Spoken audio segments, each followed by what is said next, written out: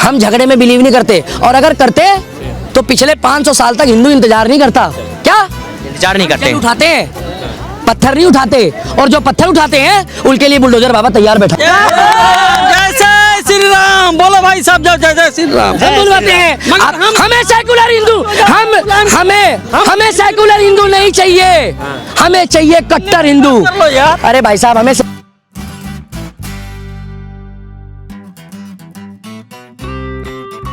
के लिए मोदी और योगी कौन कह रहा है मुसलमानों के लिए काम नहीं कर रहा? वर्ल्ड की सबसे बड़ी मस्जिद बन रही है अयोध्या में, तुम राम मंदिर का मुद्दा चला रहे हो, मस्जिद का भी मुद्दा चलाओ। सबसे बड़ा कुरान बनाया जा रहा है, सबसे बड़ा कुरान रखा जाएगा। कहाँ बन रहा है वो? कौन से देश में? अयोध्या में। अयोध्या कौन से देश में? इंडिया में। इंडिया में। हिंदुस्तान बोलो, अब इंडिया नाम बदल गया, आपको मोदी जी का हिंदुस्तान। भारत बोलो। अब जब भारत में सबसे बड़ी कुरान रखी जा रही है, भारत में सबसे बड़ी मस्जिद बनाई जा रही है, एक हिंदू ने विरोध किया? एक हिंदू ने विरोध किया भाई साहब? एक हिंदू ने विरोध किया नहीं, क्योंकि हम लोगों को हमारा राम विरोध करना नहीं सिखाता है। हाँ, अगर राम मंदिर का विरोध करोगे तो हमारा परशुराम जो है वो जवाब देना भी जानता है भाई साहब। एक और सवाल बोला उन्होंने, तेज प्रताप यादव के एक नेता है आरजेडी पार्टी के, वो बोल रहे हैं कि अभी तो अक्षत बांट रहे हैं ये लोग राम मंदिर का, जिस दिन देश जल जाएगा, ये राम के नाम पर जब देश जलेगा, भाई भाई एक दूसरे को मारेंगे, तब ये लोग राख बांटेंगे देश। बोलो, मेरी बात सुनो, उसको बोलो। एक तो कहावत होती है कि शकल अच्छी ना हो तो बात अच्छी करो, बात अच्छी ना हो तो शकल अच्छी होनी चाहिए, उसको दोनों ही अच्छी नहीं है। ना शकल अच्छी है ना बात अच्छी है। जब ये घर जाते होंगे ना रोटी खाने, तो इनकी लुगाई भी इनके पिछवाड़े में बत्ता मारती होगी। पूछो क्यों? वो कहती होगी कि मेरी सहेली मुझे गाली बकरी है कि तेरा भैया वो राम का जन्म स्थल है। राम का जन्म स्थल का मतलब है जैसे लालू का बेटा जहाँ पैदा हुआ वो उसका जन्म स्थल है। जैसे वो कह रहा है कि वहाँ अस्पताल बना दो, क्या अस्पताल बनाओ, तो उसके मकान में बना दो, बेडरूम में बना दो आईसीयू, और बैठक वाले रूम में बना दो ऑपरेशन थिएटर, और लालू और नीतीश को बोलो पूरे दिन वहीं बैठ के जो है लोगों का इलाज करे। वो हमारे राम का घर है। किसका? भगवान राम। आप अपने घर की एक गज जगह दोगे किसी को? दोगे? तो अयोध्या के मंदिर के लिए बात भी मत करो। वो मंदिर जो है ना, वो बाबा साहब अम्बेडकर के संविधान ने बनाया है। और अगला सवाल, अगला सुन लो। अब संवैधानिक तौर पे मैं कह रहा हूँ, कुछ लोग कहते हैं हम भीम जी को नहीं, अरे भैया हमारे लिए बाबा साहब अम्बेडकर, उनका संविधान सबसे पहले है। मैं कह रहा हूँ कि संवैधानिक तौर पे अब ज्ञान वापी आ जाए, और मैं कह रहा हूँ संवैधानिक तौर पे हमारा जो है मथुरा आ जाए। हम झगड़े में बिलीव नहीं करते, और अगर करते तो पिछले 5 सेकुलर चाहिए ही नहीं कि सुबह बिरयानी खाए और राम को बोले राम राम स्वामी नारायण। ना ना, सुबह उठो तो राम, रात को जगो तो राम। अगर दिल्ली के बारे में बात करें, कुछ दिल्ली के बारे में, यस, दिल्ली वाले भी एक्सेप्ट नहीं किए हैं राम मंदिर का न्योता।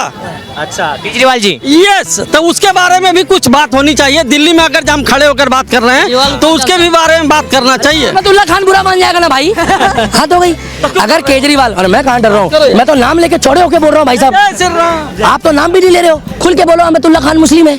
मगर कुछ मुस्लिम कह रहे हैं कि राम तुम्हारा नहीं राम हमारा है, मगर रहमतुल्लाह खान कह रहे हैं कोनो फिरकी ले लेगा क्या? हाँ भाई, आपको क्या पता, ओवैसी जिस दिन राम राम बोलना शुरू कर देगा तो हैदराबाद में अपनी सीट भी नहीं बचा पाएगा वो। पता क्यों? कोनो फिरकी ले लेगा। ओवैसी का आज बयान आया, बोल रहे हैं कि अपने मस्जिदों को संभाल के रखो, क्योंकि सरकार की नजर में वो हमारी मस्जिदों को आबाद है हमारी मस्जिदें, उनको वीरान करना चाहती है। हमारी मस्जिदों पे नजर है सरकार का। ओवैसी जी ने बोला है। क्या बोल रहे हैं? ओवैसी ने बोला मस्जिदों को संभाल के रखो। पागल हो गए हैं क्या वो लोग? भगवान को कोई संभाल के रख सकता है क्या? मस्जिद को कौन संभालेगा? मस्जिद तो सुरक्षित है, मस्जिद तो सुरक्षित है भैया, उनका भगवान होता है ना, हमें क्या लेना? मस्जिद में भगवान थोड़ी होता है। बात कर रहा हूँ भाई साहब, उनका भगवान है वो, उनका भगवान है। मेरी बात सुनो, सही बात है। मेरे को चाहिए कलाम की सोच वाले, कलाम की सोच वालों के साथ बैठो, ये पूछो कि 62 साल में कलाम साहब को कांग्रेस पार्टी ने कितना सम्मान दिया है, बताओ। मोदी ने दिया है। 2020 में औरंगजेब मार्ग को तोड़ के वहां पर बनाया है अब्दुल कलाम मार्ग। क्यों बनाया? क्योंकि देश की पहचान कलाम साहब से भी होनी चाहिए, औरंगजेब से नहीं होनी। औरंगजेब कौन है? अच्छा, जिसके नाम से हार्पिक आता है। कौन है औरंगजेब? बाबर, अकबर।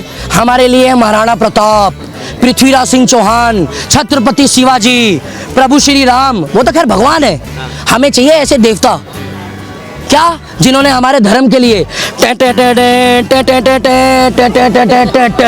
तब कहते नहीं लड़ना।